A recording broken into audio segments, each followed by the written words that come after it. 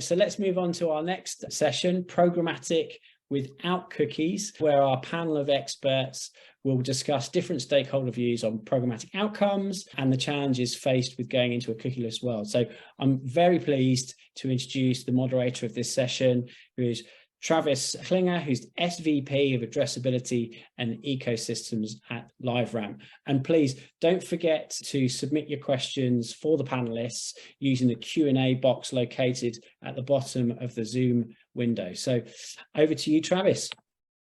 Awesome. Thank you, Nick, and thank you everyone for joining us this afternoon in Europe. So I have a group of phenomenal panelists with me this afternoon, and I would love to let them introduce themselves, and then we're going to talk about cookies, because as Nick mentioned, you cannot have an ad tech conference these days without a conversation about the future of cookies. So with that, Joanna, would you like to start with an introduction? Oh, Joanna, I think you're on mute. That's the classic. Can you hear me now? We can. Okay, great. I was saying thank you for having me. It's really great to be here. I'm Joanna Burton. I'm the Chief Strategy Officer of ID5.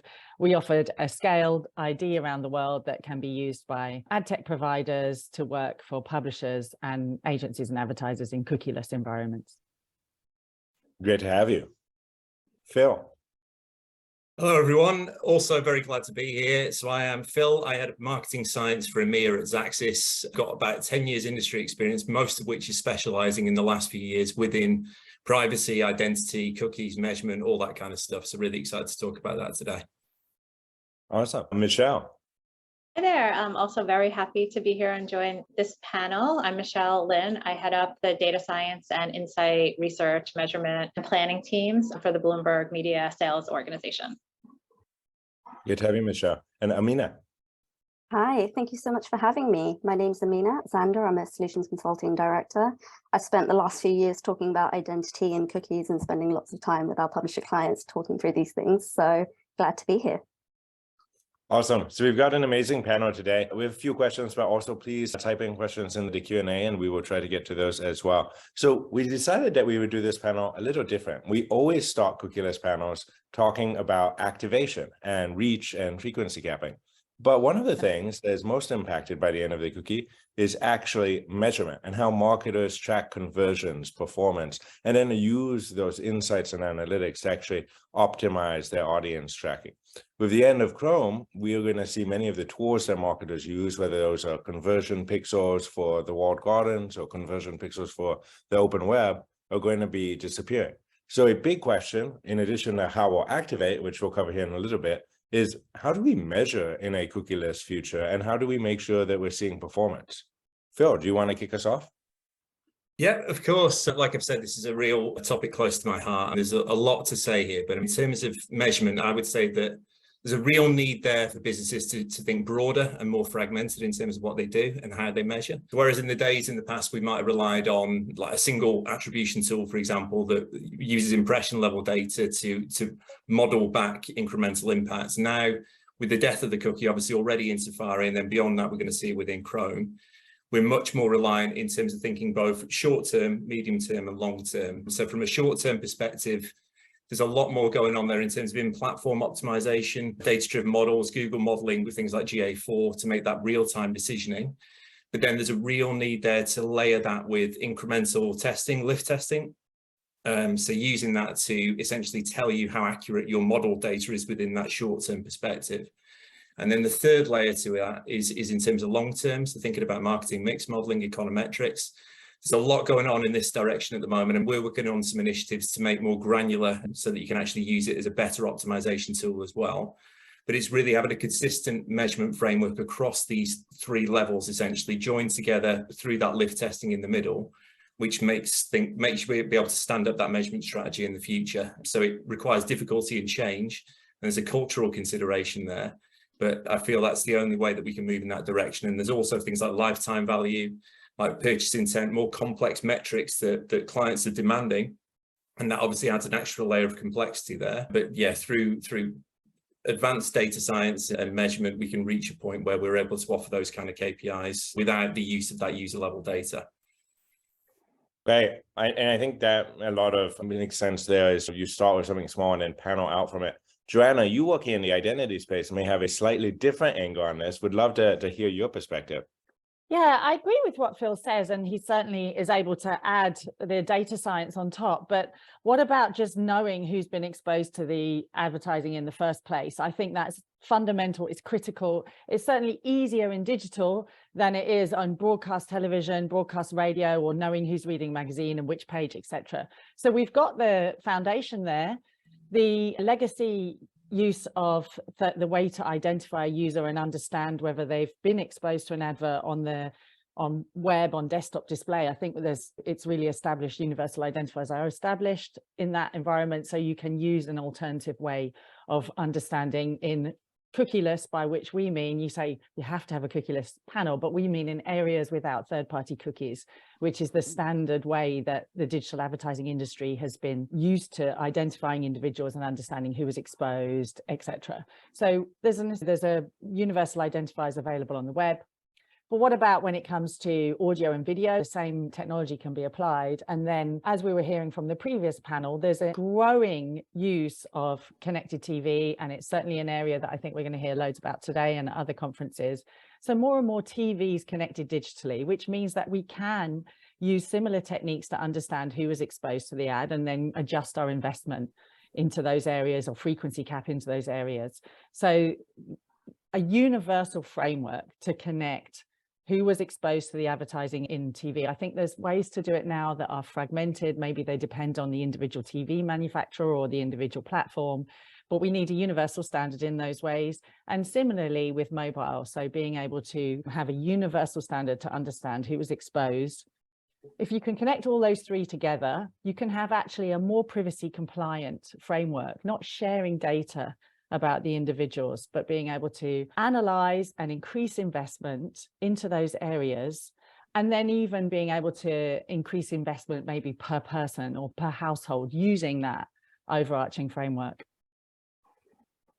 Agreed. And I think one thing, we always talk about cookieless, but really we should be talking about signalless, because it's a loss of signal in CTV and mobile and all of the cookies. And to your point, 50% of the internet cookieless. There's not this cookieable world that exists today that some folks think. World is already very heavily measured. The cookied world is already very heavily measured, but there's opportunities to unite these other environments, as you say, Travis, where there's mobile ad IDs or there's device IDs on connected TV, different approaches, as well as Safari and Firefox traffic.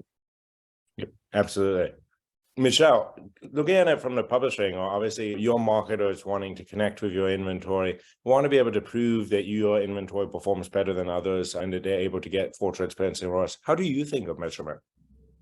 I think it's a very tricky space. I love so many things about what Joanna said and what Phil said, and I think it just speaks to how complex this space is. Like in every other industry, you buy something and you have a receipt and you know what you got and you know if it's good or bad. And we've always struggled in this world with not knowing. And I think from a publisher's perspective, it's really important that we think about the audience first. So when we think about audience, we think about it two ways, like literally our audience who's consuming our content, but also our clients, and having to really figure out what the best thing to do for them. Joanna used words like universal. That's what we don't have right now, is something universal that we're all grading ourselves or marking ourselves against. And I think that's where it gets tricky, especially from the publisher's perspective. What I like about this time is it's forcing us to get really creative and really think very deeply about this space and coming together and trying to solve some of these issues, like with today and with this panel today, where we're bringing different people together to solve some of these issues. I think our clients are looking for something deeper than what they've had before, even trying to, if we think about the metrics that have been in space, which is very performance driven, but how do you really connect that up to what they're trying to achieve? So what is the bigger goal? How do you connect this up to the equity lift that they're looking for? And in cases where we're reliant on conversions, especially from a publisher's perspective, where we don't actually see the results necessarily, we have to have a real trusted relationships with our tech partners or with our agency partners in data sharing in a privacy compliant way to be able to benchmark ourselves against other publishers. No, absolutely. And I think it's how do you have that transparency while also giving publishers that control? You now sit, of course, on a platform, but also as part of the world's largest open internet publisher. What's your perspective from the Xandr side? Yeah, I think there's been some great points made. I think holistically, we need to look at advertising overall. We can't just look at display separately, because cookies eroding is happening, it's going to happen regardless. But think about things like CTV or mobile or digital out of home, where the way we measure has been different. So I think having a holistic solution is going to be really important. Just to talk about digital really quickly and web really quickly, I think there's going to be an element of identifiable users and anonymous users. So there will still be first party IDs. I think I can't overstate how important the first party cookie will continue to be in those first party data strategies, not just from having an audience already, but that is really going to be the seed data for modeling solutions. So first party data is really going to be key. And then when we think about the rest of the web, so all of the anonymous users, I think that's where you look at all of the contextual players out there and how well they're doing. I think that speaks to how well contextual can perform. So I think it's going to be a balance of the two and trying to figure out what that balance is. And I think where the last piece really is around partnerships. So how can we use perhaps measurement partners or additional partners where you might not have the expertise in-house to really fill in the gaps? And just to add to that, Amina, I mean, you obviously talk a little bit there in inferred about consent alongside like cookie level tracking or identifier level tracking. And yeah, obviously a lot of businesses where they've made changes according to regulator standards over the last couple of years have lost an element of that tracking on site as a default. So it's a really important consideration to see that alongside, and obviously think about value exchange from a business's side to actually get as much of that first party data ops in as possible, to build that up so that when you are modeling, you're modeling off as broad a set of data as you possibly can. Absolutely. And I think that's one of the number one things we talk about when we talk to publishers. Really, how do we explain that value exchange and how can they share that with their users who they're getting that first party data with consent from? So we started with measurement, and I think hit on a few key points there, using universal identifiers, building panels on top of it, giving publishers back control, and looking across channels. So speaking of that cross-channel capability and the need for marketers to personalize the whole consumer journey versus just one cookie of the consumer journey, how should we think about, and we'll just say now instead of post-cookie, the post-signal world for targeting and optimization and retargeting? And maybe, Phil, if you want to start from the marketer perspective, what are you seeing out there? Yeah, so I think there's an inevitability again, like similar to measurement, where there's going to be fragmentation required. And obviously in terms of trying to replace the level of audience targeting that you have today, it's going to take more than one solution in order to do that. In terms of the stuff that is really being progressed and accelerated at the moment, contextual is one key area where there's a lot of work from my team and a lot of work internally within Group M from the choreograph perspective as well, to build out sophistication and scale, most importantly with contextual, build that into segments. And then we're also looking to progress that to allow bidding algorithms to be built with that contextual data. Outside of that, and there's a lot of algorithmic work within my team using broader data sets than just like third party. So using GA data, for example, from a first-party data perspective, but then also thinking about using attention. And attention data has been really successful in terms of, to business outcomes recently. We've just done a test where we've really managed to build an attention algorithm that has driven a really significant uplifts in brand lift, which is a first for us and is one that we're going to get a case study out about as well. So they're the sort of key areas that I'm thinking about at the moment. Alongside that, we use weather data, search trends data as well within that kind of perspective. Yeah, so like across all those different areas, like there's a fragmentation in terms of solutions. And Amina, maybe, sorry. I just wanted to, again, I like what Phil is saying, and I think also like from a publisher's perspective or from a perspective of a organization where you own an audience, I think it's really important that if you're using data science in the right way to really have a deep understanding of your audience on each of the platforms and what you can expect from them.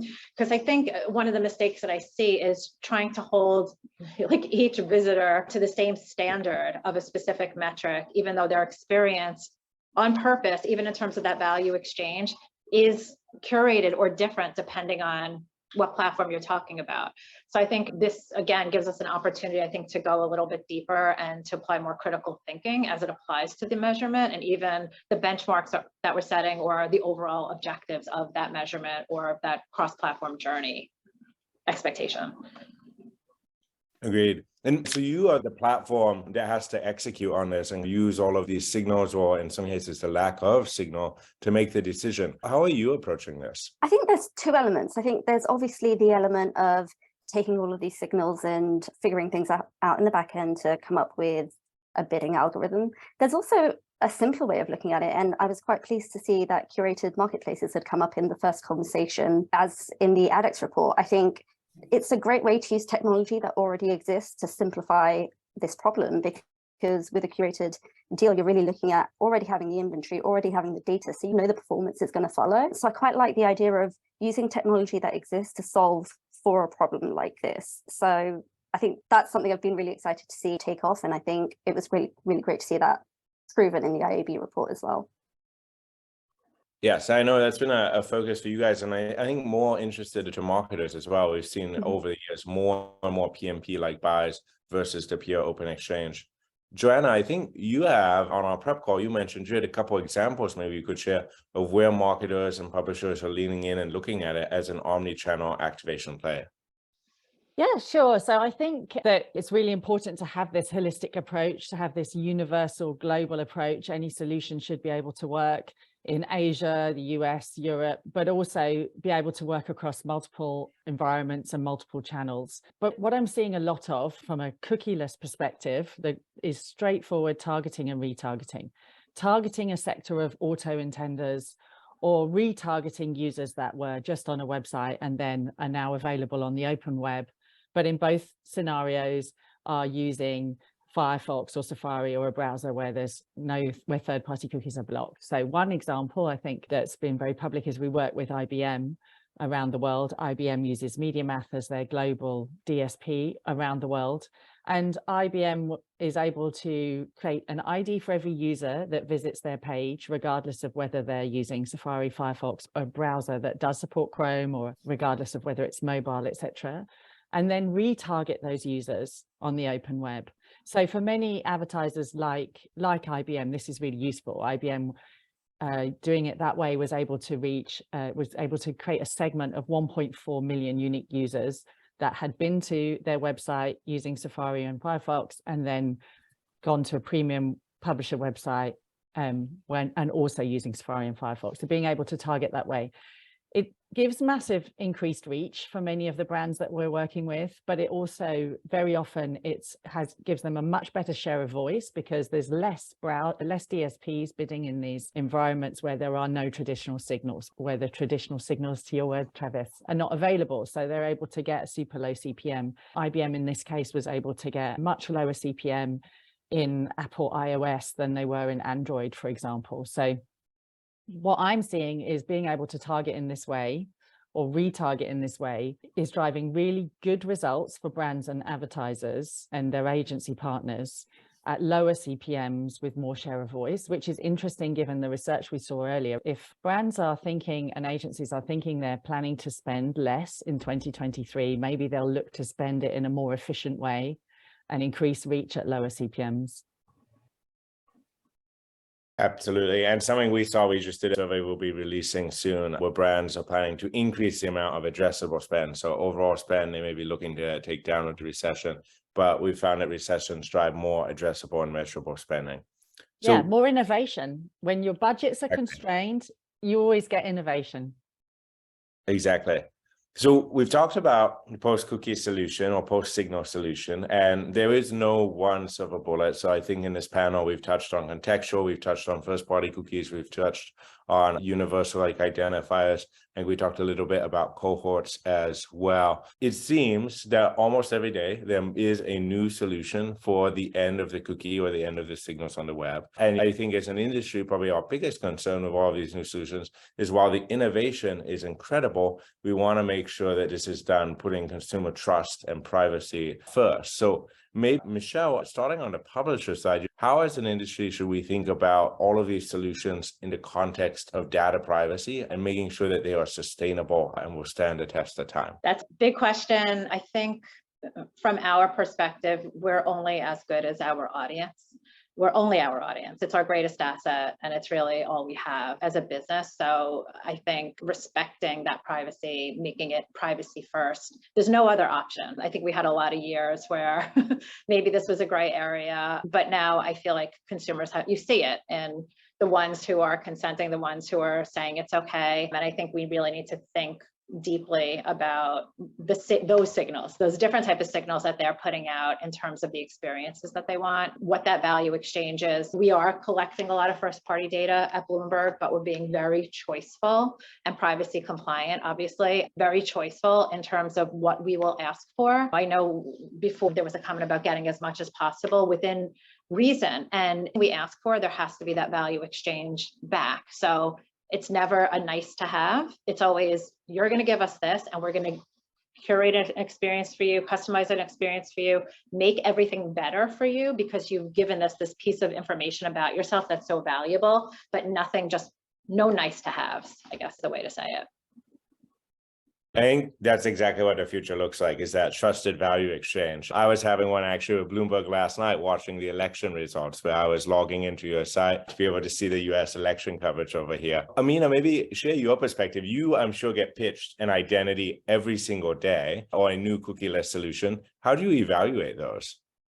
Yeah, I think it's really, there's so much innovation and I think that's amazing, but it is hard to filter through to figure out which will really stand the test of time. In terms of evaluation, I think there's, the way that I look at it is, I think we've mentioned it already, putting consumer first is what we really care about. I think thinking about it the most simplistic way, if we put this consumer first, regulations will follow.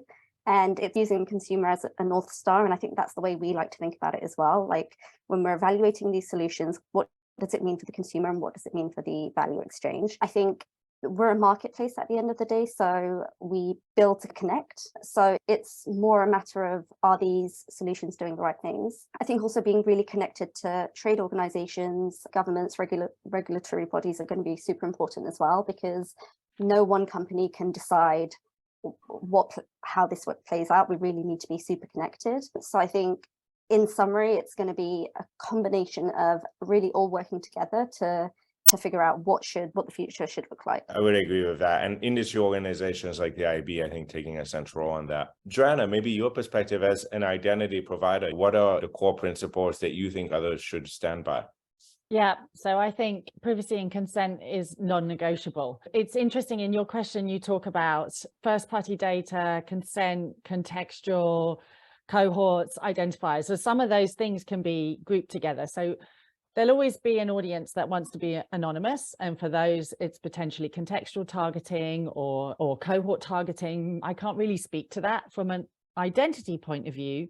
You just heard Adform say they see 72 billion bid requests with a first party identifier every day, which sounds huge, but first party data with consent, I think, can be really powerful if it complies in a universal way. So for us, respecting the regulations in each different jurisdiction is essential. And then we add encryption on top of that. So our ID works with the transparency and consent framework for every situation, and then adds the consent, which protects the user's data from being accessed from anybody who doesn't have the authority to access it, which of course is a few layers above, a few enhancements on the traditional signals, the legacy identity infrastructure. So I think that's absolutely critical, but there will always be some people that don't consent. And from that perspective, I think that working in Europe or having this European perspective, I think is really useful, because if we look to the future, and we're already operating in Europe, and we have been for the last several years under the GDPR regulations, which are, I think, pretty clear, but also limit the use of data that you don't have a right to work with if you don't have consent. Working in that way, I think, sets the industry up well for the future, for future regulations.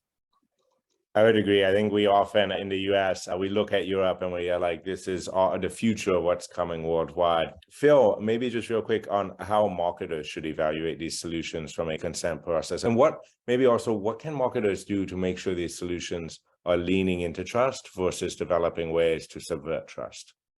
It's a very difficult one, as everyone else has iterated through the conversation. No one can predict the future. Google obviously had various efforts like Flock, for example, where they encountered issues in terms of the compliance within Europe, obviously in terms of testing that as a solution.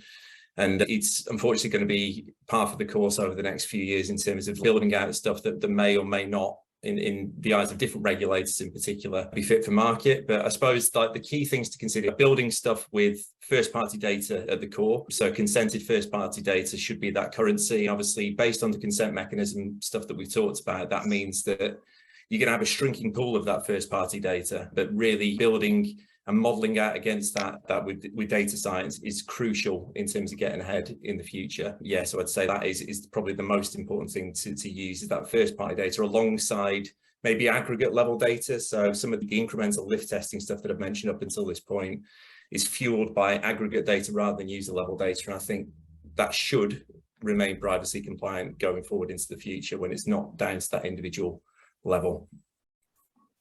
Perfect. Thank you, Phil. All right, we have used up almost all of our panel time. I am getting pinged that we have just 2 minutes left. So final question for the group, and apologies we didn't get to any of the Q&A questions, but we have a bunch of marketers in the room listening to us today. What is one piece of advice in like 1 to 3 sentences you would leave them? And we'll just go around the group in the order of what we started. So Amina, if you want to go first. So the first thing I would say is don't lose patience. I know it feels like we could have had this conversation a year ago and it would have been very similar, but don't lose patience. And I would say, think about your data assets if you haven't already, and make sure you're thinking about privacy. Perfect. I like the don't use patience. Michelle. I think definitely audience first approach. You can't go wrong when I think Amina said it, audience and consumer as the North Star. Lean heavily into that first party data with consent, the benefits of that and the experience. And lastly, and this is an interesting conversation that we've been having with a lot of media buyers and brands lately, especially as it applies to performance and measurement, is let your campaigns live. Don't kill them right away. Give them time to live, because it's a very different world right now, especially in tough economic times where people want the immediate ROI. It's not typically how people work, so let it live. I like that. Give it patience to make sure it works. Yeah, we've taught some of our clients the same. Phil. I would say act now and with urgency. Cookieless is already here in terms of Safari, as we've mentioned already. And yeah, there's a big opportunity to get ahead of the game with the efforts that you take at this stage. So yeah, just definitely act now to get like the different opportunities that are there. And I think within that, like there's what should be done is an impact assessment to look at the way that the different parts of your business, the ways that your strategy are going to be impacted, and then build and prioritize solutions that sit alongside those kind of limitations and those kind of issues that you might have, and run that past your legal team in terms of the level of risk tolerance that you've got within a business. And Joanna, last word goes to you.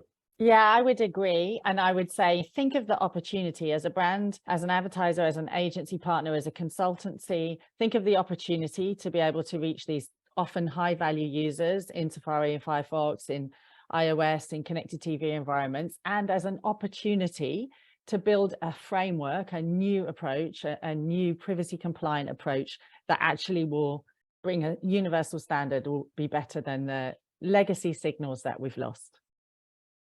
Agreed. I think we have to put trust above all else. Joanna, Phil, Michelle, and Amina, thank you so much for joining the panel. And I believe, Nick, I turn it back over to you now.